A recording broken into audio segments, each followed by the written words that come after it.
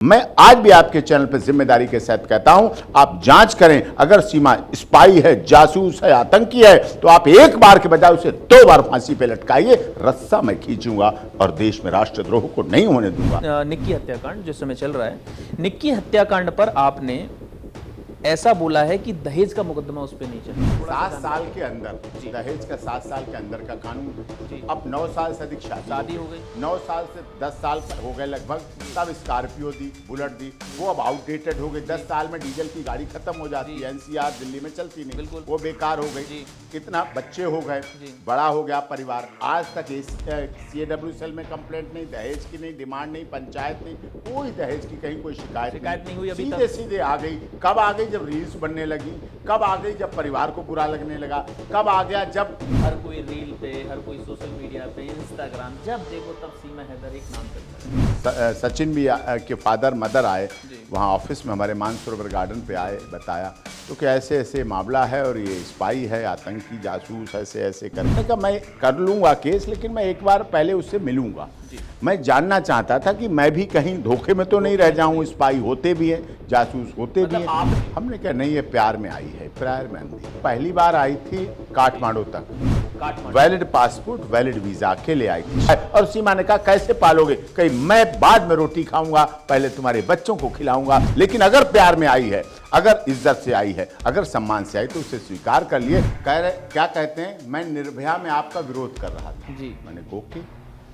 अब मेरा ये भतीजा है, रेप में फंस गया है, पॉक्सो में, अब सब आप ही इसे छुड़ा सकते हैं। निर्भया केस एक ऐसा केस था कि पूरे देश को हमारे नहीं झकझोरा। आपने केस लिया, उस समय पे कहीं ना कहीं निर्भया की वजह से मन में गुस्सा भी था। अब ऐसा अगर सोचा जाता तो अहमदाबाद में उन डॉक्टरों का क्या, जो लंच करने गए थे, वो तो यात्रा भी नहीं कर रहे थे, जहाज में भी नहीं बैठे थे, वो तो लंच करने के लिए अपने हॉस्टल में ऊपर गए थे। राहुल गांधी जी अभी भी पहुंचे खैर, कहने के लिए कि गलत बरी हो गए।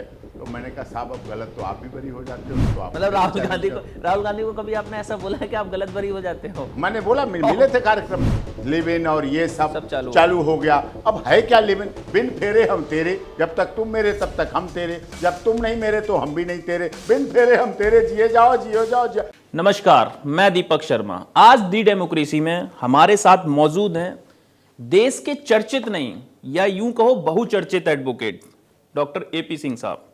ये वो शख्स हैं जिन्होंने हाई प्रोफाइल केस से लेकर आम आदमी के हक की लड़ाई तक अपनी वकालत को एक मिशन बना दिया। निर्भया केस हो, चाहे हाथरस केस हो, या सीमा हैदर जैसे चर्चित केस में उनकी भूमिका ने सुर्खियों में हमेशा रखा है। आज हम उनसे जानेंगे उनके सफर, उनके विचार और वो बातें जो हमेशा वो सुर्खियों में रहते हैं, और जो सुर्खियों से कुछ बातें छुप भी जाती हैं, यानी कि कुछ हिडन बातें रह जाती हैं। आज हम उनसे वो भी जानेंगे। नमस्कार, जैसे मैंने बताया पूरा इनके बारे में, तो शुरुआत सबसे पहले मैंने पूरी बता चुका हूं। तो सर, आपका बहुत बहुत स्वागत है हमारे दी डेमोक्रेसी शो में। बहुत बहुत। तो शुरुआत से ही करियर की बात कर लेते हैं थोड़ा सा, क्योंकि सबसे पहले बात आती है करियर की और इन चीजों को लेके। तो वकालत में आने की प्रेरणा आपको कहां से मिली? क्या आपने कभी सोचा था कि आप इतने हाई प्रोफाइल मामलों में अपनी दलील रखेंगे? ये आपको कैसे विचार आया? मेरे फादर जी राजपूती राजशाही परिवार जी, उत्तर प्रदेश के शाहजहांपुर से जुड़ा हुआ। आप शाहजहांपुर से? जी, शाहजहांपुर से। हमारी छोटी सी स्टेट है जी जी, सूथा जी, वहाँ खुदागंज के पास सूथा है, पुवाया है, बंडा है, खुटार है जी, तो वहाँ से। लेकिन फादर हमारे पुलिस में अधिकारी थे जी, तो उन्हें लगा कि पहले तो मेरे परिवार की इच्छा थी कि आर्मी में जाएं। जी, तो मैंने बहुत थोड़े दिन देहरादून में घोड़ा खाल होता था, जी, जी, सैनिक स्कूल वहाँ भेजा। जी, लेकिन शायद अकेलेपन की वजह से मेरी माँ को, पिता तो व्यस्त रहते थे जी, लेकिन माँ को मुझे शायद नहीं अच्छा लगा होगा कि अकेले रहना। उन्होंने वापस बुलवा लिया मुझे, देहरादून से वापस बुला लिया। हाँ, जी, स्कूल वहाँ से कह नहीं, यही हम यहीं पढ़ाएंगे और अपने यहाँ पढ़ा के अपने फिर पढ़ता रहा। फिर पिताजी को लगा कि शायद इस देश को एडवोकेसी में ऐसी ज़रूरत है। उन्हें लगता रहा होगा जब तो बचपन में मेरी माताजी, सिलेबस में कविता थी जी, सामने पहाड़ हो, सिंह की दहाड़ हो, तुम कभी डरो नहीं, तुम कभी झुको नहीं। जी, मुझे याद नहीं हो रही थी, उन्होंने याद करा दी बैठ के। जी वो याद करा दी जब मैं वकालत की शुरुआत की, पहला गाउन, पहला कोट और बैंड मेरा किसी वकालत के क्षेत्र वाले ने नहीं बांधा। अच्छा। वो चंद्रा स्वामी जी महाराज, तांत्रिक सम्राट बोले जाते थे। इट वाज 1997, 97 में। जी तो विश्व धर्मायतन बहुत बड़ा C28-29 कुतुब इंस्टीट्यूशनल एरिया होता था, जी वहाँ सभी पहुँचते थे। तो वहाँ छतरपुर भाटी माइंस पे उनका बड़ा फार्म हाउस था। जी तो उनके वहाँ विक्रम सिंह जी थे, तो हमारे अच्छे से तो गार्जियन की तरह थे सभी। तो उन्होंने वहाँ से शुरुआत हुई। तो जब वहाँ से आया, रजिस्ट्रेशन हो गया बार काउंसिल में। जी फिर मेरी माँ ने कहा, पिताजी ने कहा कि अब वकालत में आ रहे हो, जा रहे हो, तो अब इस बात को जो कविता याद कराई थी वो ध्यान रखना, अब इसकी ज़रूरत होगी। मतलब जो कविता बचपन में याद बताई कराई थी कि अब वो, उसका आपको याद दिलाया हाँ, कि गया। अब वो प्रयोग करनी होगी। वो तो लिख दी, पास हो गए, छोड़ दी, नहीं, जी, वो कि अब पुरानी उसे बात हो अपनाना गई। पड़ेगा। जी तो फिर उसके बाद शुरुआत हुई, चलता रहा। उसके चंद्रा स्वामी जी के भी केसेस में साथ रहना पड़ा। शुरुआती दौर था। आर.डी. लाल इफ्ट, जो international institute of fashion technology जी ये है, उसके भी शुरुआत 98, 2000 आ गई, 2000, फिर चलता रहा, फिर सिलसिला रहा। जी तो शायद लगता था मेरे परिवार को कि इस क्षेत्र में जाकर जी देश के लोगों के लिए, जी और वो ज़रूरत आज भी अभी पूरी तरह ख़त्म नहीं हुई। ऐसा नहीं कि इस देश के सभी गरीबों, दलितों, शोषितों, पीड़ितों, मजदूरों, मजलूमों को, जी या जिसमें सभी धर्म, संप्रदाय, जाति, क्षेत्र, भाषा के लोग शामिल हैं, पूरी तरह से न्याय मिल गया। अभी भी न्याय से वंचित हैं। अभी भी न्याय के आगे धनबल, जनबल, बाहुबल कई बार बहुत हावी हो जाता है। और न्याय, ठीक हमारे चीफ जस्टिस ऑफ इंडिया ने अपने फेयरवेल में कहा था कि उस मकड़ जाल की तरह है जिसमें बड़ा जाला है, छोटे छोटे कीड़े, छोटे छोटे मकोड़े, छोटे छोटे मक्खी, छोटी छोटी चीज़ें उसमें फंस जाती हैं, मर जाती हैं, ख़त्म हो जाती हैं, उन्हें न्याय नहीं मिल पाता। और कोई व्यक्ति धनबल, जनबल, बाहुबल वाला आता है, उसे फाड़ता हुआ चला जाता है। और उसे न्याय पाना कह लो, न्याय छीनना कह लो, या कुछ भी कह सकते हो। मतलब देखा जाए तो शोषित वंचित लोग हैं, उनका न्याय जो है धनबल वाले या बाहुबल जो होते हैं वो छीन लेते हैं। अभी भी ऐसा चल रहा है। अभी भी है, मतलब न्याय में है ऐसा। और इसीलिए हम लोगों ने प्रयास किया कि माननीय सर्वोच्च न्यायालय से हमें बड़ी शिकायत थी कि कानून की देवी की आंखों पे पट्टी क्यों बंधी है, पट्टी बंधी कैसे रह सकती है। नहीं, ये बहुत बड़ा क्वेश्चन है ये, क्योंकि हमेशा ये भी बोला जाता है कानून अंधा है, अंधा होता है। जाहिर सी बात है कि जो देवी जो प्रतिमा लगी होती है, पट्टी बंधी तो अंधा है, काली पट्टी बंधी। उसका मतलब क्या है? उसका मतलब यही था कि कानून अंधा है, केवल सुनता है। मैंने कहा फिर तो गलत है। अगर कानून अंधा है तो जज साहब के सामने खड़ा हुआ व्यक्ति जो धनबल, बाहुबल, जनबल वाला व्यक्ति है, उसके आगे छोटा सा गवाह, छोटा सा पीड़ित, छोटी सी पीड़िता, गरीब परिवार की पीड़िता, भयभीत पीड़िता, वो तो डर जाएगी, कांप जाएगी, वो नहीं पहुंचानेगी। मंत्री जी ने मेरे साथ बलात्कार किया था, वो कहेगी पता नहीं कौन थे, ये तो नहीं थे, मैं तो नहीं पहचानती, मैं भूल गई, मुझे याद नहीं रहा, मैं क्या करूं, इस तरह से। तो इसलिए मैंने कहा कानून की देवी की अब 77, पिछले साल की बात है, मैंने कहा 77 वर्ष हो गए हमें आजादी पाए, कानून की देवी की आंखों से पट्टी खोल दीजिए। पता चलना चाहिए कानून की देवी को, या माननीय न्यायाधीश को, या ट्रायल कोर्ट को, या हाई कोर्ट को, या जज साहब को, कि क्या, कौन, कैसे खड़ा है, किस तरह से खड़ा है, उसका क्रिमिनल रिकॉर्ड क्या है, उसकी हैसियत क्या है, वो राजनीति में शुरू में कैसा था, अब कैसा है, किस तरह का वो अधिकारी है, किस तरह का वो पुलिस अधिकारी है, ये सामने आना चाहिए। माननीय सर्वोच्च न्यायालय का धन्यवाद करता हूं, उन्होंने वो पट्टी खोली। और दूसरी बात थी हमारी कि तलवार हटा दीजिए। तलवार दूसरे तरह की प्रक्रिया है, संविधान दीजिए, ये हमने चाहा, संविधान मिला। अब हम संविधान के अनुसार न्याय की लड़ाई को सुप्रीम कोर्ट में लड़ते हैं, आर्टिकल, अनुच्छेद के आधार पर लोगों को न्याय दिलाते हैं। कितनी बड़ी बात कही। इस बात को सबको गौर से सुनना चाहिए कि हमेशा एक बात चली आई है कि कानून अंधा है। कानून अंधा यानी कि उस चीज को हटाने के लिए अगर देखा जाए किस तरीके से इन्होंने दलील पेश करी, और उस चीज के लिए सुप्रीम कोर्ट ऑफ इंडिया यानी सीजीआई ने माना भी कि कानून अंधा नहीं हो सकता। ये वही एपी सिंह साहब हैं जिन्होंने इस तरीके की, जो आज तक कोई एडवोकेट नहीं कर पाया, जो आज तक कोई व्यक्ति सोच नहीं पाया, लेकिन कहते सब थे कानून अंधा है। लेकिन उस कानून का अंधा की परिभाषा जो थी, यानी कि जो देवी थी, उनकी आंखों की पट्टी हटाने का काम भी डॉक्टर एपी सिंह साहब ने किया है। उसी क्रम में थोड़ा सा आगे बढ़ेंगे। जैसे आपका जो करियर है वो 28 साल का लगातार उसमें एडवोकेसी में। तो उस 28 साल के अनुभव में मैं कोई ऐसा पल जानना चाहूंगा जो आपका सबसे यादगार पल रहा हो, क्योंकि आपको लोग विलेन का वकील भी कहते हैं। लोग क्या कहते हैं, सबसे बड़ी तो यही बात है, मैं कभी ये सोचते ही नहीं लोग क्या कहते हैं। लोगों का काम है कहना। लोगों की क्या बात है, लोगों का तो अलग ही बात है। जी जी। अब मैंने तो मनोज कुमार जी के वो गीत सुने हैं जिसमें हमारा भारत सबसे महान है, यहाँ की गंगा महान है, यहाँ की हवा महान है, यहाँ के पर्वत महान है, यहाँ के पहाड़ महान है, यहाँ की महिलाएं महान है, यहाँ की स्त्रियां महान है, यहाँ के बच्चे महान है, यहाँ के पुरुष। हमने तो महानता को देखा, हमने निगेटिविटी देखी नहीं, हमने उस पक्ष को। मैं कभी सोशल मीडिया चलाता नहीं, कभी कमेंट पढ़ता नहीं, कभी ये चीज देखने का समय नहीं मिलता। क्या कहते हैं, लोगों का काम कहना। लेकिन हाँ, आगे बढ़ते जाओ, आगे करते जाओ। जब लगे, एक समय व्यक्ति के पास होता है। कुछ लोग, कई व्यक्ति मेरे पास आते हैं, कहते साहब मेरा कोई दुश्मन नहीं, आपके तो बहुत दुश्मन होंगे। तो मैंने कहा क्यों? कि मेरा कोई दुश्मन नहीं। देखो, तो मैंने कहा इसका मतलब आप समय पर, जब इस देश को जरूरत थी, राष्ट्र को जरूरत थी, समाज को जरूरत थी, तब आप नहीं बोले, तब आप चुप रहे। अगर उस समय आप बोलते तो निश्चित तौर पर आपका कोई ना कोई दुश्मन जरूर होता। तो यही पत्रकारिता का मैं तो धन्यवाद करता हूं, आपके चैनल को और आपके इतने विशाल स्टूडियो को, सुसज्जित स्टूडियो को, साथ में पूरे स्टाफ को, जो आपने पत्रकारिता के निष्पक्ष, निडर, निर्भीक जो आयाम हैं, जो बेस है, उसको बना के रखा। ग्राउंड जीरो से लेकर ऊपर तक की रिपोर्टिंग में आपने अपनी गरिमा को बना के रखा। तो मैं आपके इस शो को भी धन्यवाद करता हूं, दर्शकों को भी धन्यवाद करता हूं, आपके पूरे स्टूडियो और सबको बहुत बहुत धन्यवाद करता हूं कि पत्रकारिता के इसी आयाम को आप बनाए रखें।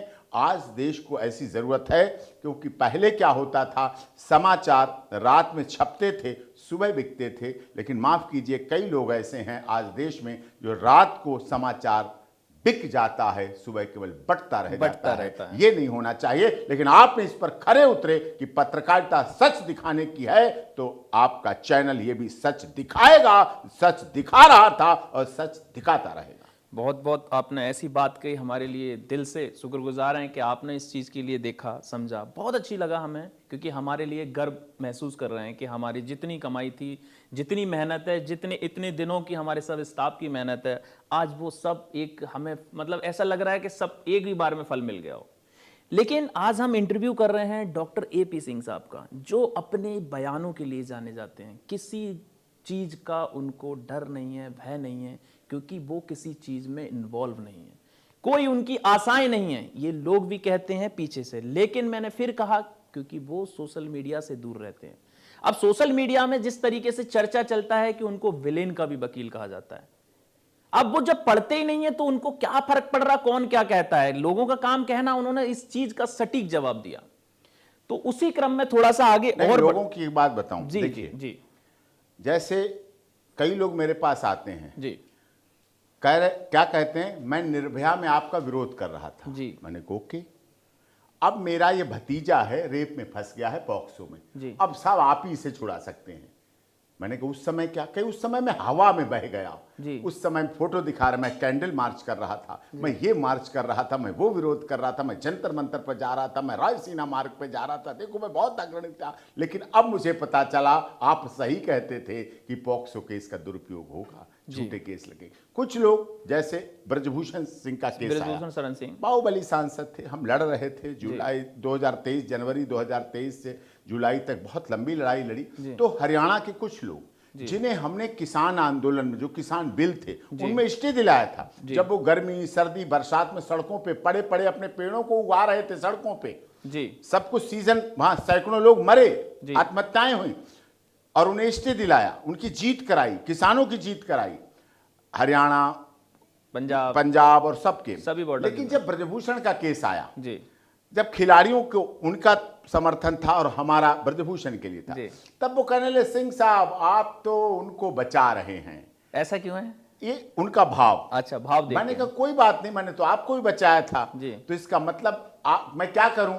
कहीं नहीं, आप करेंगे तो अपने मन का जी। मैंने कहा आपको क्या बुरा लग रहा? कहीं बुरा नहीं लग रहा, आप ना करते तो मैंने कहा हमें भी लोगों ने कहा था आपके किसानों का केस ना लड़ते, तो मैं तो रुका नहीं। अरे नहीं नहीं, सॉरी सॉरी सॉरी सॉरी। मतलब लोगों का भाव ऐसा होता है, अपना काम है तो बहुत अच्छी बात है। दूसरे के लिए उसमें मीन मेघ कुछ ना ज्ञान कुछ- योग्यता लोगों की लगाते हैं, लेकिन वक्त सब बदलता है।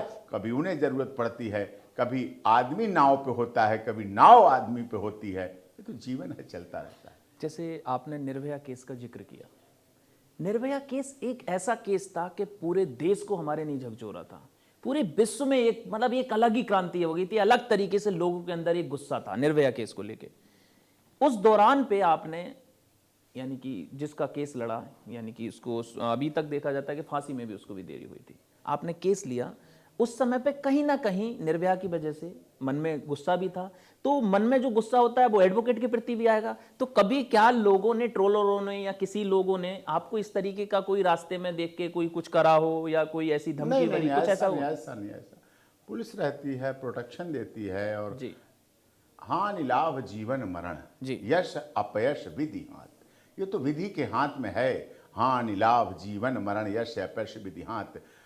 अब ऐसा अगर सोचा जाता तो अहमदाबाद में उन डॉक्टरों का क्या, जो लंच करने गए थे, वो तो यात्रा भी नहीं कर रहे थे, जहाज में भी नहीं बैठे थे, वो तो लंच करने के लिए अपने हॉस्टल में ऊपर गए थे। इसलिए ये सब प्रभु पे छोड़ना चाहिए, जो भगवान पे छोड़ना चाहिए। जो फ्लाइट में बैठने से भी बच गए वो बच भाई गए, रिस्क जिनकी था, छूट गई। फ्लाइट पे बैठना रिस्क है, काम कर रहे हैं, वो तो हॉस्टल में लंच करने गए थे, उनका क्या रोल उनकी था? क्या गलती? तो ये हो जाता है, इसलिए ऐसी। वैष्णो देवी में भी दुर्घटना अभी हो बिल्कुल गई, सबसे बड़ी उड़ीसा में हो गई, हाथरस भगदड़ हमारे नारायण साकार हरि भोले बाबा के में कितने लोगों की मौत हो मैं गई। उस पे भी आऊंगा, हाँ। मैं उस बात पे भी तो मैं आऊंगा। इसीलिए कहता हूँ हानि लाभ जीवन मरण यश अपयश विधि। ये हाँ, चलते इस पर रहते ज्यादा हैं, नहीं सोचना ये बिना। चाहिए।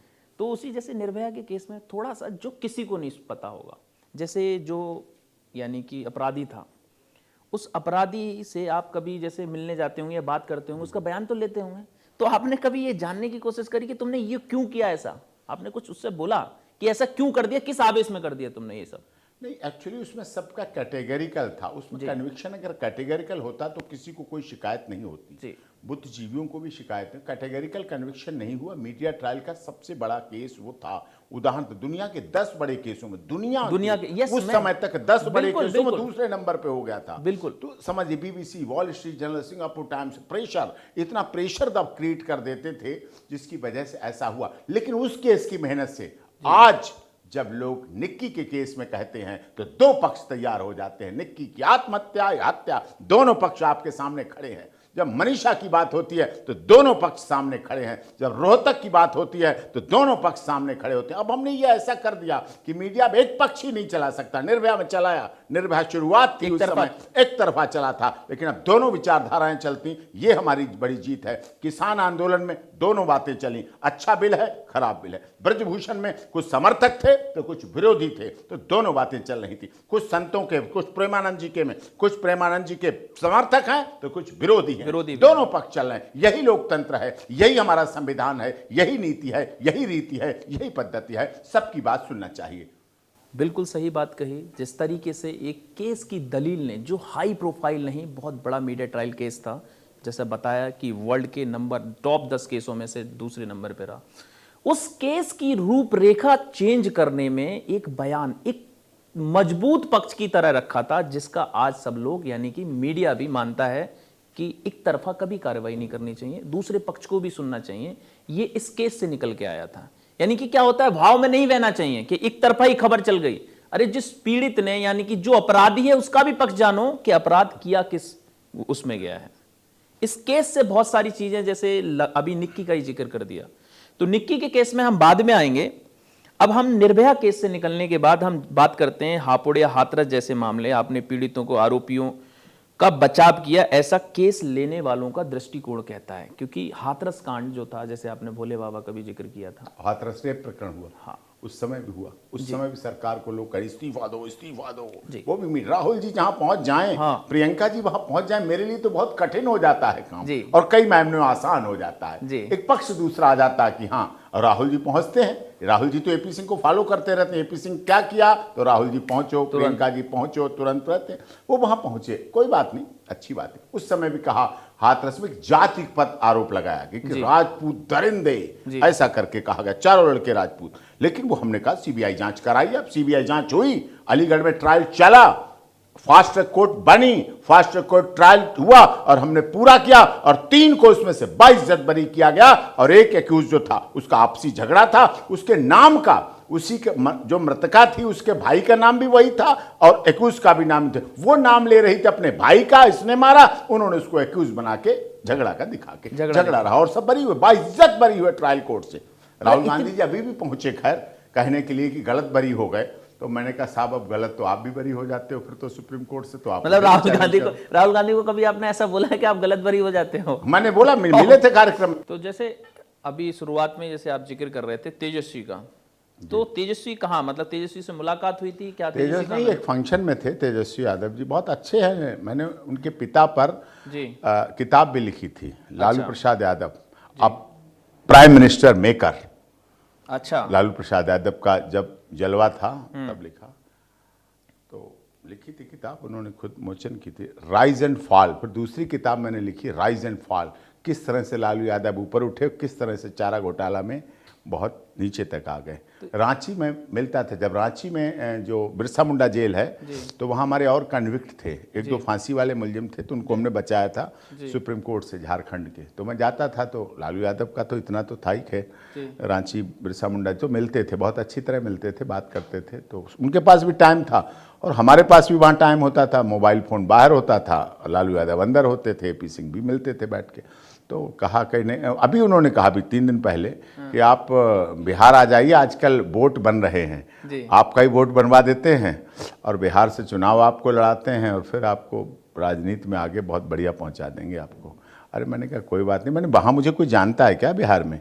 अरे कहीं वहाँ तो आपका डंका बजता है। उन्होंने बता दिए कि आनंद मोहन का केस आपको कौन नहीं जानता है, अररिया आरती यादव छोटू यादव केस। तो मैंने अच्छा फिर तो इसका मतलब आप भी देखते हैं। जैसे आपने आनंद मोहन का जिक्र किया, तो आपने आनंद मोहन का केस लड़ा था? हाँ, लड़ रहा हूँ अभी सुप्रीम कोर्ट में। सुप्रीम कोर्ट तो आनंद मोहन का कुछ ऐसा किस्सा बताइए जो अभी तक किसी को ना पता हो, कुछ ऐसा किस्सा कि आखिर आनंद मोहन इतने बड़े बाहुबली कैसे बने, क्या है ऐसा, मतलब कोई आनंद मोहन तो अपनी गरीबों, दलितों, शोषितों, पीड़ितों, मजदूरों, मजलूमों के मसीहा के रूप में काम किया। उन्होंने पूरे परिवार को एक ही शिक्षा दी, कभी भी कोई तुम्हारे दर पे आए, दरवाजे पे आए, चाहे रात में आए, दिन में आए, उसका काम करना, उसके लिए समर्पित हो जाना। वो तुम्हारे दर पे आया है, तुमसे मांगने आया है, उसके लिए काम करना, यह आनंद मोहन की खूबी है। एक बड़ी बात, आनंद मोहन सिंह पे जेल में लगा दिया आरोप की, वो जेल में जब रहते थे, गर्मियों का मामला था, लुंगी और बंडी बनियान और वो पहन के रहते थे, ठीक है, और दिखा दिया गया कि उनकी शर्ट में मोबाइल फोन रखा था। अब वो यही कहें कि AP सिंह मैं तो जेल में शर्ट कभी पहनता ही नहीं, यही इन्होंने ऊपर शर्ट में कैसे रख दिया? मेरी बंडी में तो जब जेब ही नहीं है, वैसी वाली बनी होती हैं, और लुंगी रखते थे, वो वही पहनते थे, गर्मी होती थी वहां। अब कोई उस तरह के वो नहीं थे बाहुबली कि जिन्होंने सत्ता का, सरकार का प्रयोग करने के लिए, जैसे उत्तर प्रदेश में कुछ माफियाओं के लिए कभी तालाब बन गए थे, वहां तालाब में मछलियां उनके स्वाद की रखी जाती थी, तालाब खोद के किस स्वाद की मछली खाएंगे, उनके लिए तालाब और फ्रिज रखे जाते थे। आनंद मोहन ने अपनी बाहुबली या विशेषता का जेल में ऐसा प्रयोग नहीं किया, सबके साथ रहते थे। तो वो इसी बात को कहते रहे कई बार कि ये कैसा मामला है, ये कैसे कर दिया गया, जेब कैसे दिखा दी गई। तो मैंने कहा कोई बात नहीं, हो जाता है, चल जाता है, तो सब आप जानते हो। तो ये किसी को नहीं पता, लेकिन ये बात जैसे आनंद मोहन की एक ऐसी व्यक्तिगत बात बता दी जो अधिकतर, क्योंकि ये टीवी मीडिया सीडी कहीं नहीं चली हुई, क्योंकि ऑब्वियसली आनंद मोहन और AP सिंह के बीच की बात थी, जो आज मीडिया में उन्होंने बताया कि आनंद मोहन एक बाहुबली से हटके वो किस टाइप के इंसान, बहुत सहृदय इंसान, बहुत सहृदय इंसान, हर एक के लिए हर समय तत्पर रहता। आज भी उनका बेटा मिनिस्टर के रूप में है एक तरह से बिहार में, चेतन आनंद बिल्कुल विधायक है, उनकी पत्नी वर्तमान में सांसद हैं, लवली आनंद जी वर्तमान में सांसद हैं। सबको यही बताते हैं कि आम जनता के काम के लिए आप बने हैं, आम जनता के सुनने के लिए आपको पद मिला है। लोकतंत्र है, राजतंत्र खत्म हो गया है। सिरों को याद रखोगे, लोगों के लिए ध्यान करोगे तो लोग तुम्हें राजा बनाए रखेंगे, और उनके लिए घमंड में आ जाओगे तो तुम कुछ नहीं कर पाओगे। आज भी उनका कहना है, मतलब आनंद मोहन का। और यही बात सत्यपाल सिंह यादव जी कहते थे। सत्यपाल सिंह यादव शाहजहांपुर से सांसद रहे, नेता प्रतिपक्ष रहे, आजकल उनके बेटे राजेश यादव हैं, विधायक रहे, ये सब हैं, सब उनके, ठीक है। तो वो भी यही सत्यपाल सिंह यादव का यही कहना था नेता प्रतिपक्ष थे। और उनकी एक बात बताता हूं, शाहजहांपुर में जाते थे हम, पिताजी के साथ कभी कभी जाते थे। तो एक दिन की बात है, वो डीएम के यहाँ पहुंचे, सत्यपाल सिंह यादव डीएम के यहाँ पहुंचे।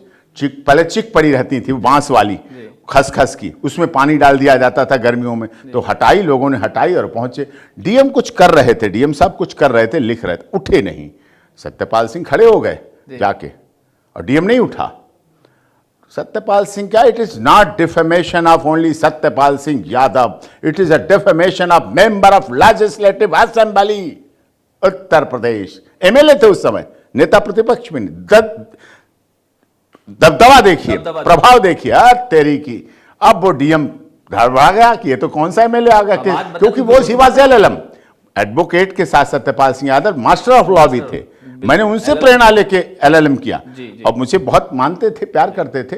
तो वो किसी को नहीं पता, लेकिन इस तरह से अधिकारियों का प्रयोग करना और मुस्कुराहट के साथ, वो तो डर गया, लेकिन बाहर आके बोले मुस्कुरा के, देखा ये होता है एमएलए की पावर। वो एक मतलब उन्होंने दिखाया कि एक मूवी भी बनी हुई है कि एमएलए का पावर, कि एमएलए का पावर क्या होता है। हाँ, it is not defamation of only Satyapal Singh Yadav. Officers अपने आप को, इस समय यूपी में एक नया रोल ही चलता है कि इस समय ऑफिसर्स जो हैं वो अपने आप को सब कुछ मान बैठे हैं। इस समय देखा जाए तो मिनिस्टर्स हों चाहे एमएलए हों, ये लोगों का कहना है, लगातार मीडिया में भी बनी रहती हैं ऐसी बातें। और एक बार और सत्यपाल सिंह यादव ने बात कही, एक बार जा रहे थे, हमारे पास विल्लीज जीप थी, Willys jeep left hand drive, Willys jeep होती थी पेट्रोल की, लेफ्ट हैंड ड्राइव होती थी, और उस पर बैठे जा रहे थे, क्योंकि उनकी गाड़ी थोड़ी सी नीची थी, एम्बेसडर थी, तो वो फंस जाती थी। तो वो हम जीप की थोड़ी क्षमता ज्यादा, वो चली, मैं ड्राइव कर रहा था, वो बैठे थे। अच्छा, वो फंस गई, पिताजी भी बैठे थे, वो फंस गई।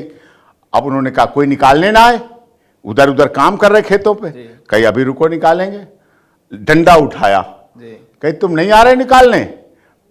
मेरे पिताजी से कहा कि ये बोलना है आपको कि दरोगा जी नहीं नहीं, रुक जाओ रुक जाओ रुक जाओ दरोगा जी, ये बोलना, देखो सब आ जाएंगे। और लेके डंडा वो दौड़े, अरे दरोगा जी रुक जाओ, आ जाएं। तो उन लोगों को लगा कि ये दरोगा जी है, नॉट सत्यपाल सिंह यादव, नेता प्रतिपक्ष थे, तो उससे ऊपर, तो कि दरोगा जी के नाम पे आके करेंगे। तो ये बात मुझे, जब मैं इलाहाबाद हाईकोर्ट में एक बार पेश हो रहा था, तो चीफ जस्टिस ने कही कि देश में दो लोगों की बड़ी पावर है, एक तो दरोगा, एक लेखपाल। दरोगा जो लिख देता है वो सुप्रीम कोर्ट तक जाता है, और लेखपाल जो लिख देता है रिकॉर्ड में, वो भी सुप्रीम कोर्ट तक जाता है। कोई बदल नहीं पाता, कोई काट नहीं पाता, इंटरप्रीट कर सकते हैं लेकिन बदल कोई नहीं पाता। तो ये सच्चाई थी, ये मुझे याद आया, जो तथ्य कभी किसी के सामने नहीं बोले गए, वो चीजें सच्चाई है। वो सच्चाई, मतलब ये माना जाता था। और आज भी वैसे भी आईओ के पास इतनी पावर होती है कि वो केस में जो लिख के, हाँ, लिख के चला, वो नहीं फाड़ा जा सकता। तो इस तरीके की बातें जो आज चल रही हैं, जिस तरह से आपने देखा, सतपाल सिंह, लोग नाम नहीं लेना चाहते हैं, लेकिन सतपाल सिंह एक बहुत बड़ा नाम था, क्योंकि ये पश्चिम कृषि मंत्री रहे, केंद्रीय कृषि मंत्री रहे, सांसद रामविलास पासवान जी को तो लोगों ने कहा कि ये समय के साथ चलते हैं, लेकिन सत्यपाल सिंह भी समय के साथ चलते थे, और अपने जीवन काल में सांसद भी बने रहे और अच्छे अच्छे मंत्रियों भी बने रहे, पदों पर बने रहे। बिल्कुल, ये बहुत बड़ी बात है, क्योंकि सतपाल सिंह का बहुत बड़ा नाम आता है इधर पश्चिम यूपी में देखा जाए तो, उस समय के नामों में।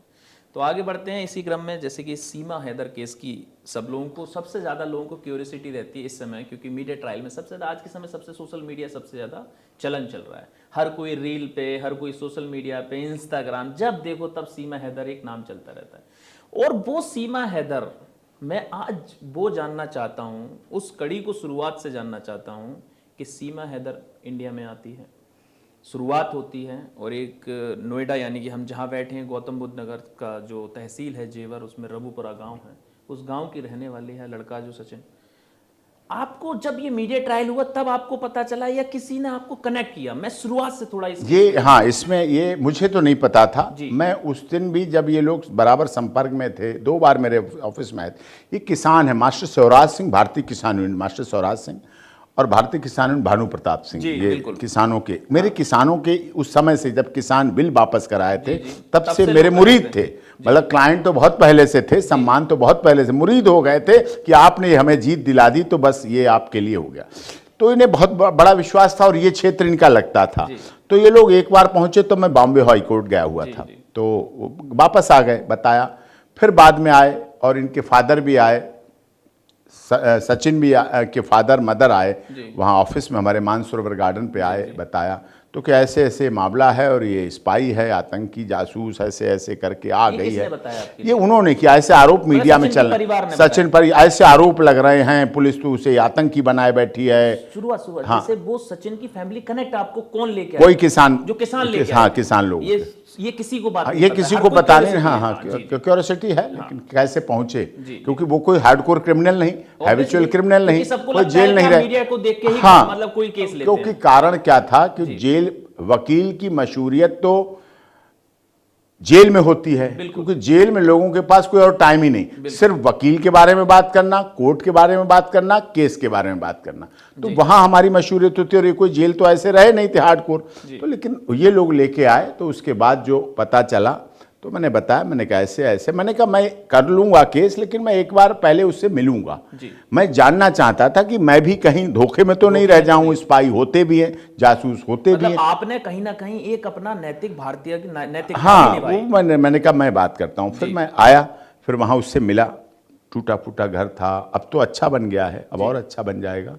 तो उसी में थी, बैठी, लाइट जाती थी कभी आती थी, तो फट्टे से बेचारी जब लाइट चली गई तो पंखा झलने लगी और बताने लगी हमें। सीमा बैठ गई ऐसे, सीमा मीना बैठ गई ऐसे, पंखा झल। हमारे साथ हमारी बहन गीता चौहान एडवोकेट हैं, वो भी सुप्रीम कोर्ट की लाइफ टाइम मेंबर वो थी, और थे, सब लोग थे। तो हमने कहा सब लोग देखना, मैं सबको बता दिया गाड़ी में, सब वॉच करना इसका किस तरह से क्या है व्यू, क्या लगता है। तो उसकी बातों से पूरी बातें की हमने कहा नहीं, ये प्यार में आई है, प्यार में अंधी है, क्योंकि हमने लैला मजनू को तो नहीं देखा था, श्री फरियाद हीर रांझा को नहीं देखा था, सुना था। तो मैंने कहा ये अररिया की आरती यादव, छोटू यादव का केस इससे पहले लड़ा था, निपटाया था मैंने, तो वो प्यार मैंने देखा था कि उस लड़की ने जब अपने माता पिता परिवार वाले 10 लोगों को बंद करा दिया सिर्फ अपने प्रेमी के लिए, छोटू यादव के लिए, तो मैंने कहा प्यार तो है। तो फिर मुझे लगा, फिर मैंने देश के महामहिम राष्ट्रपति जी की याचिका लगाई और वो सारा प्रोसेस किया, और मैं धन्य मानता हूं कि मेरी ऑब्जर्वेशन सफल रहा और सही रहा, और उसका सनातन धर्म पूरी तरह से ग्रहण करके हर तीज त्यौहार मनाती है, पूरा तरह से करती है। लगातार वैसे देखने में भी आता है कि कोई भी त्यौहार हो, कोई भी फंक्शन हो, सचिन मीना और सीमा मीना दोनों की फोटो हमेशा मीडिया में वायरल रहते हैं। इस समय देखा जाए तो एक मीडिया की सनसनी का हमेशा, एक नोएडा के अंदर कोई खबर बनेगी, अगर कोई चीज़ ऐसी है तो वो जरूर दिखाया जाता है, ये मीडिया में रहता है। लेकिन जैसे आपने बात करी कि बताया, तो उस समय जैसे सीमा जब ये आई थी इंडिया में, कैसे कैसे आई थी, इस बारे में थोड़ा सा बताया। हाँ, मैंने सारा पूछा, मैं यही जानना, वो 2 बार एक्चुअली, वो पहली बार आई थी काठमांडू तक, वैलिड पासपोर्ट, वैलिड वीजा के लिए आई थी शारजहां से। डायरेक्ट फ्लाइट काठमांडू के लिए पाकिस्तान से नहीं है, इस्लामाबाद से, वहां से शारजहां गई, शारजहां से काठमांडू आई। काठमांडू आके सचिन यहां से पहुंचा, वहां काठमांडू मतलब नेपाल पहुंचे। 7-8 दिन ये साथ रहे एक दूसरे, हाँ एक दो, और वहां शादी की, वहां उस शादी में ये 2 लोग शामिल थे, अपने शादी की, और उसके बाद इसने कहा कि अब चले इंडिया, चलते हैं सचिन को, जैसे एक सोचा जाता है, क्योंकि बच्चों को छोड़ के आई थी। लेकिन सचिन ने कहा नहीं, बच्चों के बिना मां नहीं और मां के बिना बच्चों के नहीं। ये 2 लाइनें, जबकि सचिन किसी के बच्चे पैदा किए हुए, किसी के पाले कहीं के बच्चे, लेकिन सचिन ने कहा नहीं, मां के बिना बच्चे नहीं और बच्चों के बिना मां नहीं। एक अविवाहित कुंवारा व्यक्ति जिसे बच्चों का अनुभव नहीं, बच्चों का जीवन, लेकिन जब उसने कहा, सीमा आज भी कहती है कि भैया एक बात इनकी मेरे को गदगद कर गई, मेरे को छू गई, कि क्या भारत में ऐसा भी कोई व्यक्ति हो सकता है, क्या ऐसा भी कोई प्यार करने वाला, मुझे चाहने वाला हो सकता है, जो हमारे बच्चे पैदा किए हुए अपना मान रहा है। और सीमा ने कहा कैसे पालोगे, कहीं मैं बाद में रोटी खाऊंगा, पहले तुम्हारे बच्चों को खिलाऊंगा, मैं बाद में कपड़े पहनूंगा, पहले तुम्हारे बच्चों को पहनाऊंगा, बस इससे अधिक मैं कुछ नहीं कर सकता। सीमा गदगद हो गई और कहा नहीं, जाओ और बच्चों को लेके आओ। सीमा वापस गई और बच्चों को भी सब पूरा पासपोर्ट, वैलिड पासपोर्ट वीजा से काठमांडू तक आई।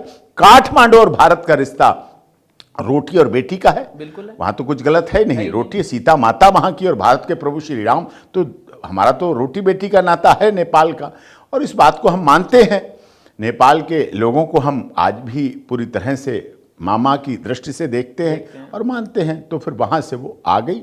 ये आने का रास्ता उसका इनवैलिड था, गलत था, जिसकी वजह से उस पर FIR हुई और फॉरेनर एक्ट के तहत, और जिसकी इन्वेस्टिगेशन चले, और उसी के तहत इन्वेस्टिगेशन, मैंने कहा CBI से आप जांच कराइए, ऑनरेबल हाई कोर्ट के 4 नहीं 5 नहीं जजेस से, रिटायर्ड जजेस की निगरानी में जांच कराइए, जिससे जांच करानी हो आप MHA से कराइए, जो जांच कराइए। अगर सीमा आज भी आपके चैनल, आपका चैनल पूरी दुनिया में नंबर 1 के रूप में देखा जाता है।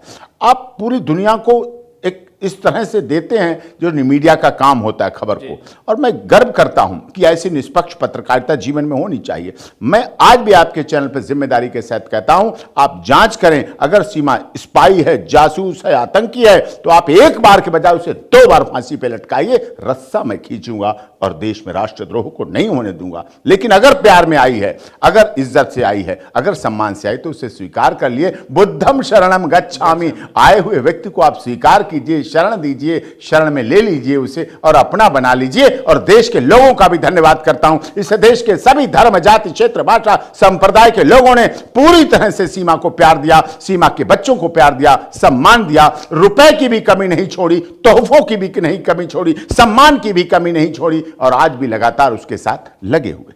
बहुत बड़ी बात कही है आपने, जिस तरह से सीमा हैदर को आपने एक पाकिस्तानी मूल की महिला के लिए प्यार की खातिर, जो यहाँ पे जैसे एक मूवी भी बनी हुई है गदर, जिस तरीके से मूवी में दिखाया गया है, लेकिन आपने कहीं ना कहीं इसका एक कानून की मजबूत लड़ाई, जिसमें मीडिया ट्रायल सबसे ज्यादा, गवर्नमेंट का सब तरफ से ज्यादा, कहीं ना कहीं एक सनातन के प्रति सनातन धर्म भी अपनाया सीमा। हाँ, सीमा तो, तो जाहिर सी बात है ये प्यार की ही खातिर होता है ये लगातार। और आप डंके की चोट पे भी कह रहे हैं कि जितनी भी एजेंसियों से जांच कराना चाहें करा ले सरकार, क्योंकि रीजन, अगर प्यार सच्चा है तो सब सामने आ जाएगा, नहीं होता है वो भी सामने आ जाएगा। और मैं तो बचपन में वो गाना सुना था, 7 समंदर पार मैं तेरे पीछे पीछे आ गई, ओ जुल्मी तेरी जान तेरे कदमों के नीचे आ गई, तू बैठा चौबारे पर और तेरी का जान कदमों। मैंने कहा वाह, ये तो सच्चाई हो गई है, ये तो सच है। और दिखा दिया उसने कि आ गई आ गई। मैं गाने में सुनता था 7 समंदर पार में तेरे, बस सुनता था। हमने कहा देखो मौका अवसर है, अब आ गई तो आ गई, पर ठीक है। और बुद्ध की जैसे सीमा हैदर के लिए, सीमा मीना के लिए, जो अब सीमा मीना है,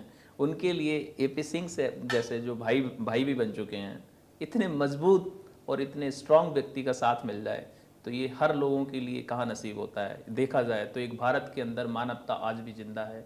ये डॉक्टर AP सिंह ने आज भी एक मिसाइल पूरे विश्व में प्रख्यात हो चुके हैं। इसलिए सिर्फ एक सीमा हैदर केस नहीं, सीमा मीना केस है ये। और उस केस का एक और महत्व रहा, इसी तरह का सोनिया अख्तर थी। सोनिया अख्तर बांग्लादेश की थी। हाँ, सोनिया अख्तर बांग्लादेश से वो देख के आई, मुझे ढूंढ के आई, अपने बच्चे को, छोटे बच्चे को लेके आ गई मेरे ऑफिस में कि भैया राखी लेके आई। हाँ, राखी लेके आई, मिठाई लेके आई कि भैया जैसे सीमा को बसा दिया आपने, वैसे मुझे भी बसा दो। उसका पति यही नोएडा में रहता था, वो शादी करके वहां से चला आया था बांग्लादेश से, धर्म परिवर्तन करके शादी। कहीं क्या होगा, क्या मुझे भी धर्म, सीमा ने, सोनिया ने कहा, मैं भी एक्सक्लूसिव, आज तक मैंने नहीं बोला, कहीं क्या भैया यहाँ भारत में लड़ने के लिए केस धर्म बदलना पड़ेगा? मैंने कहा नहीं, बिल्कुल नहीं धर्म बदलना पड़ेगा। तुम सोनिया अख्तर थी, सोनिया अख्तर हो और सोनिया अख्तर रहेगी, और तुम्हारा बेटे शान इब्ने मौज था, वही रहेगा, मुस्लिम रहेगा, इस्लाम धर्म को मानने वाला रहेगा। और मैं तुम्हारे पति को दिलाऊंगा, कोर्ट से दिलाऊंगा, मुस्लिम मैरिज लॉ से दिलाऊंगा। और मैंने आदेश करा के 30,000 कोर्ट से आदेश करा के करवा चौथ वाले दिन सोनिया अख्तर को उसके पति के घर पुलिस प्रोटेक्शन में भिजवा दिया। सोनिया अख्तर आज भी इस बात को मानती है, आज इस बात को समझती है, उसने भी राखी बांधी। तो बात इससे फर्क नहीं पड़ता कि सनातन धर्म है, इस्लाम धर्म। लेकिन अगर कोई बहन बेटी, चाहे बांग्लादेश की हो, चाहे पाकिस्तान की हो, चाहे किसी देश की हो, वसुधैव कुटुंबकम का नारा हमारा सर्वमान्य है। सर्वे भवन्तु सुखिनः, सर्वे सन्तु निरामया। हमने केवल लिखा नहीं, पढ़ा नहीं, अपने जीवन में अपना के रखा है। बहुत बड़ी बात कही है आपने, क्योंकि ये जो आज के समय की मीडिया है, आज के समय के लोग हैं, वो कहीं ना कहीं धर्म को जोड़ के ले ही आते हैं। और जैसा कि मैंने भी ये मुद्दा सनातन को छेड़ा, क्योंकि इस समय की सबसे बड़ा एक ही प्लस पॉइंट है धर्म। लेकिन इस बात को भी क्लियर कर दिया डॉक्टर AP सिंह साहब ने कि धर्म और मजहब से कोई लेना देना नहीं है। अगर दो लोग जिनका कोई एक मानवता सबसे पहले इसमें दिखाई गई है, क्योंकि मानवता से बड़ा कुछ भी नहीं होता। अगर जो चीज़ सत्य है वो सत्य ही रहेगी। तो इन्हीं क्रमों में आगे और भी बढ़ेंगे, जैसे कि लोग लगातार महिलाओं से जुड़े कानूनों में आपके किन किन बदलाव की जरूरत लगती है?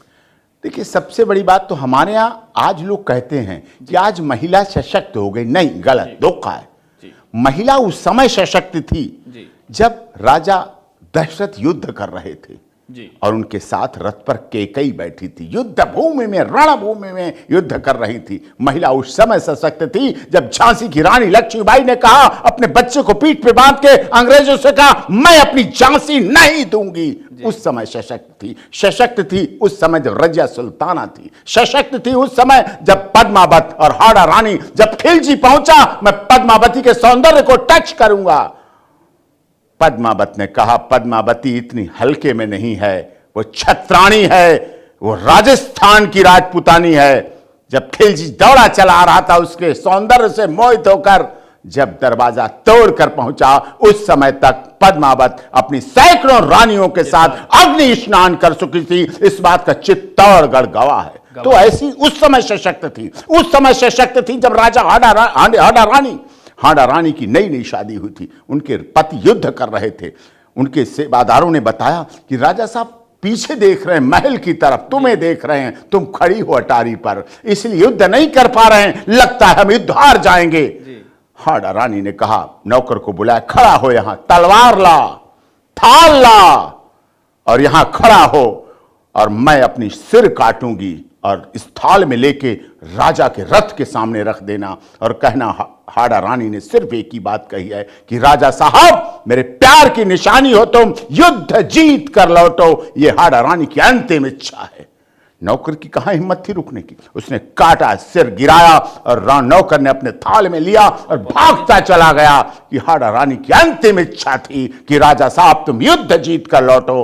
फिर तो राजा साहब को कौन हरा सकता था? फिर कौन हरा सकता था? मिनटों में जो युद्ध महीनों चलता, वो घंटों में युद्ध को समाप्त करके, जीत करके उन्होंने हाड़ा रानी का अंतिम संस्कार किया। कि तब महिला मजबूत थी। आज तो महिला को 30% आरक्षण हमारे मोदी जी को देना पड़ रहा है। आज तो महिला आयोग, महिला हेल्पलाइन, महिला हेल्प डेस्क, महिला थाना, महिला फास्ट ट्रैक कोर्ट, महिला मंत्रालय, इतने इतने साधन बना दिए गए। आज पुरुष आयोग कहां है? पुरुष हेल्पलाइन कहां है? पुरुष हेल्प डेस्क कहां है? पुरुष थाना कहां है? पुरुष फास्ट ट्रैक कोर्ट? अरे पुरुष के लिए भी हेल्पलाइन तो बनाइए। ये पुरुष मरते जा रहे हैं, शिलांग में मर रहे हैं, मेरठ में मर रहे हैं, मार के उस पर सपेरा से सांप डाला जा रहा है, AI आर्टिफिशियल इंटेलिजेंसी का व्यक्ति मर रहा है, मानव शर्मा की हत्या मौत हो रही है आगरा में। ये मर रहे हैं, पुरुष मरते जा रहे हैं। वो भी तो किसी के लाल हैं, वो भी तो किसी के बेटे। अरे साहब, सरकार वालों, न्याय वालों का, और आप जैसे मीडिया, वरिष्ठ मीडिया के लोगों से मैं अनुरोध करूंगा, सरकार से इतनी मांग तो कीजिए, मरता हुआ पुरुष कहीं एक कॉल तो कर दे, कहीं एक सुनवाई तो कर ले, एक पुरुष हेल्पलाइन तो बना दो, पुरुष हेल्प डेस्क को बना दो, पुरुष थाना तो बना दो, पुरुष के लिए फास्ट ट्रैक कोर्ट एक लाइन तो दे दो। उसकी आज महिला की आइडेंटिटी कभी सामने नहीं आती। पुरुष दरिंदा बना के दिखाया जाता, ब्रजभूषण सिंह दरिंदा।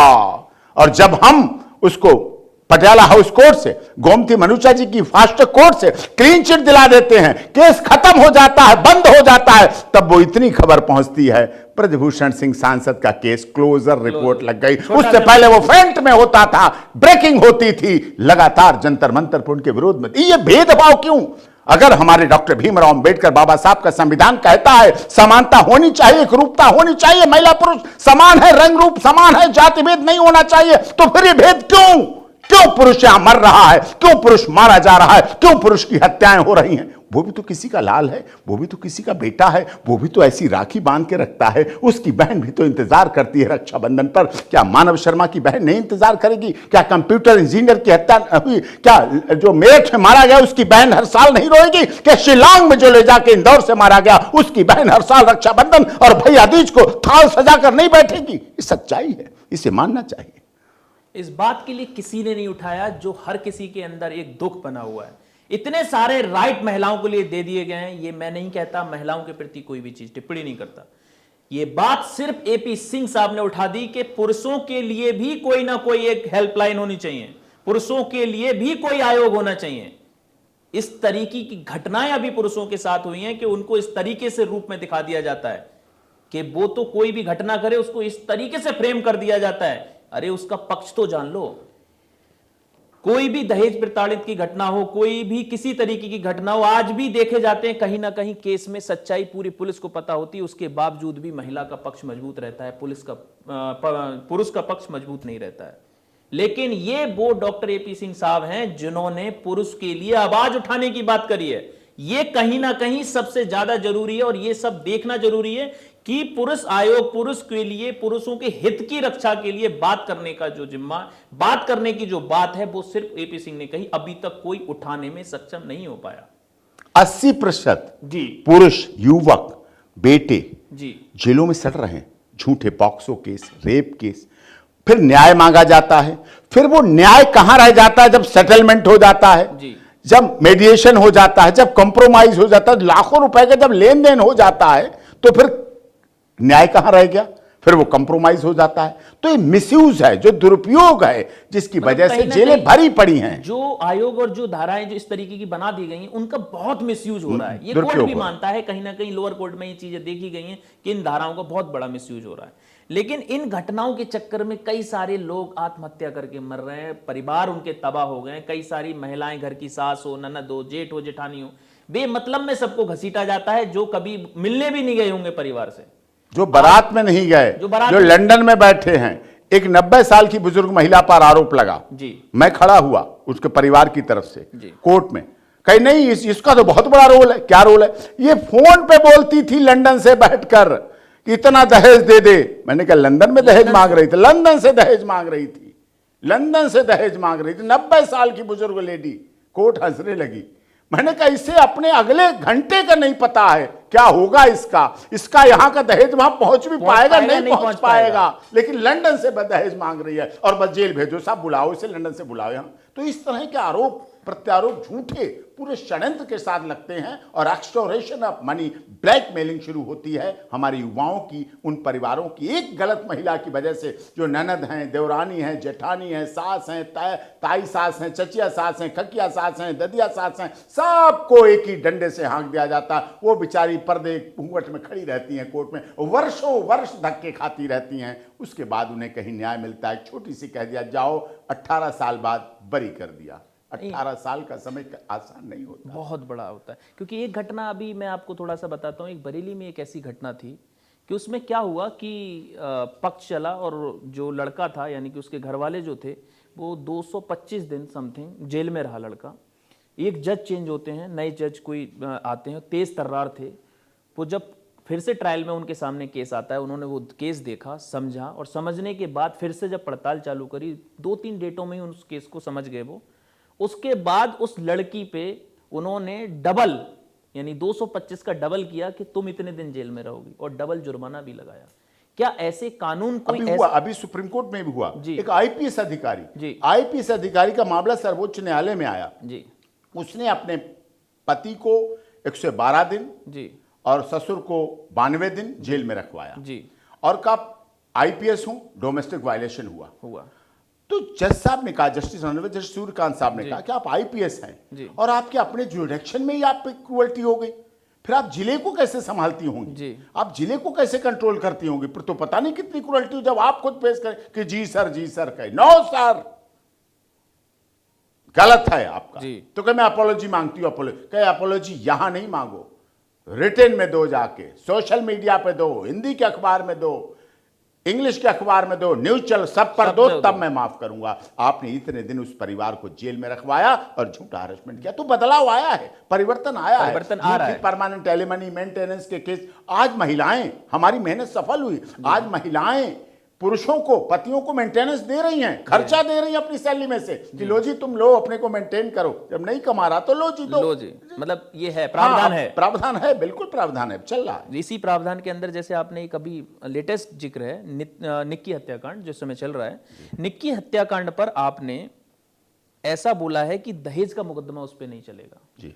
ऐसा क्या है, मतलब क्या? थोड़ा 7 साल के अंदर दहेज का 7 साल के अंदर का कानून है जी। अब 9 साल से अधिक शादी हो गई, 9 साल से 10 साल हो गए लगभग, तब स्कॉर्पियो दी, बुलेट दी, वो अब आउटडेटेड हो गई। 10 साल में डीजल की गाड़ी खत्म हो जाती है, एनसीआर दिल्ली में चलती नहीं, वो बेकार हो गई। इतना बच्चे हो गए, बड़ा हो गया परिवार। आज तक CAW सेल में कंप्लेंट नहीं, दहेज की नहीं, डिमांड नहीं, पंचायत नहीं, कोई दहेज की कहीं कोई शिकायत नहीं हुई अभी तक। सीधे आ गई। कब आ गई? जब रील्स बनने लगी। कब आ गई? जब परिवार को बुरा लगने लगा। कब आ गया? जब लिव इन और ये सब चालू चालू हो गया। अब है क्या लिव इन? बिन फेरे हम तेरे, जब तक तुम मेरे तब तक हम तेरे, जब तुम नहीं मेरे तो हम भी नहीं तेरे, बिन फेरे हम तेरे, जिए जाओ जियो जाओ पहले का गाना आपको याद दिलाता हूं। जी जी, आपका शायराना अंदाज जो है ना वो बिल्कुल ही अलग है जी। वो कहते थे, वो एक गाना था, काला कौआ से डरियो, झूठ बोले कौआ काटे, काले कौए से डरियो, मैं मैके चली जाऊंगी तुम देखते रहियो। पहले का गाना ये था। देखिए कितना बढ़िया गाना था। बढ़िया, मतलब उसका एक मैं मैके चली जाऊंगी तुम देखते रहियो। अब पति कहता है तू मैके चली जाएगी मैं डंडा लेकर आऊंगा। आज की डेट में कोई डंडा लेकर जा सकता है? नहीं जा सकता। नहीं तो डंडा लेके जाए डीवीए केस लग जाएगा।